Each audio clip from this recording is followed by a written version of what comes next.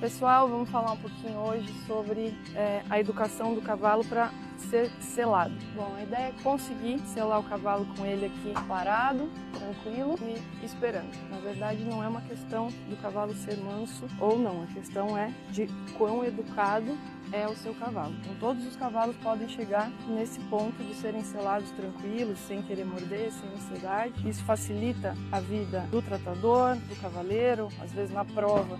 A gente precisa colocar algum material a mais, então se o cavalo tem essa noção de que ele deve esperar a gente para selar, também vai ficar bem mais fácil na hora da prova. O ideal seria que todo mundo que interage, com o cavalo soubesse sobre comportamento, como educar o cavalo para que ele fique nesse estado.